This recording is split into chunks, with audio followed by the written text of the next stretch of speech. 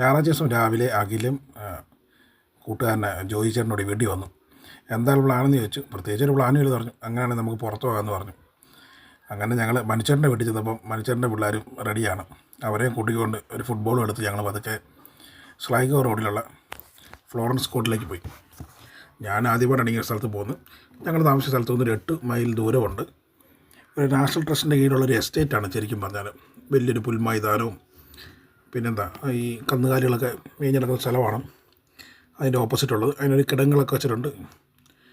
പിന്നെ കന്നുകാലികളൊന്നും പുറത്തേക്ക് വരാതിരിക്കാനുള്ള എല്ലാ സജ്ജീകരണങ്ങളുണ്ട്. പിന്നെ പഴയ കുതിരലയവും പിന്നെ ഒരു പഴയ പാർക്കും, പിള്ളേർക്ക് കളിക്കുന്ന ഒരു പഴയ കാലത്തെ രീതിയിലുള്ള പാർക്ക്, തടി കൊണ്ടുള്ള ഉപകരണങ്ങളാണ് ആ പാർക്കിലെല്ലാം ഉള്ളത്. പിന്നെ അവിടുത്തെ ഒരു അറ്റ്മോസ്ഫിയർ എന്ന് പറഞ്ഞാൽ ഒരു കാടിനകത്താണ് ശരിക്കും ഇത് ഉള്ളതെന്ന് എനിക്ക് തോന്നുന്നു. ഇതിൻ്റെ ചരിത്രങ്ങളൊക്കെ ഞാൻ വിക്കിപീഡിയ വഴി നോക്കിയതേ ഉള്ളപ്പോഴേ. പിന്നെ റിച്ചാർഡ് എന്ന് പറയുന്ന ഒരു ആർക്കിടെക്റ്റാണ് അന്നത്തെ കാലത്ത് പണി കഴിപ്പിച്ചത്. ഏതാണ്ട് 1720 പണി കഴിപ്പിച്ച ഒരു കോട്ടയാണത്. വലിയൊരു ബംഗ്ലാവാണ്. പക്ഷേ ഞങ്ങൾ ചെന്ന സമയം വൈകുന്നേരം 5 മണിയായിരുന്നു. ആ സമയത്ത് ക്ലോസിങ് കഴിഞ്ഞു. ഞങ്ങൾക്ക് ഉള്ളിൽ കയറാൻ പറ്റിയില്ല.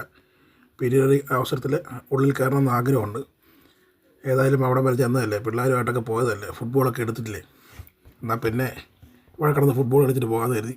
ഏതായാലും ഇവിടം വരെ വന്നതുകൊണ്ട് പിള്ളേരുടെ കൂടെ അങ്ങ് കൂടി കുറേ നേരം ഫുട്ബോളൊക്കെ കളിച്ച് നല്ല തണുത്തൊരു അന്തരീക്ഷമായിരുന്നു. ഇപ്പം മഴ പെയ്യുന്നുള്ള രീതിയിലായിരുന്നു നിന്നിരുന്നത്. പക്ഷേ മഴയൊന്നും പെയ്തില്ല. നല്ല ഈ ഒരു കാലാവസ്ഥയിൽ കുറേ നേരം പിള്ളേരായിട്ട് എൻജോയ് ചെയ്തു. ഞങ്ങളൊരു വൈകുന്നേരം ഒരു 6:30 തിരിച്ച് വീട്ടിലേക്ക് പോയി. വളരെ നല്ലൊരു വീക്കെൻഡ് തന്നെയായിരുന്നു.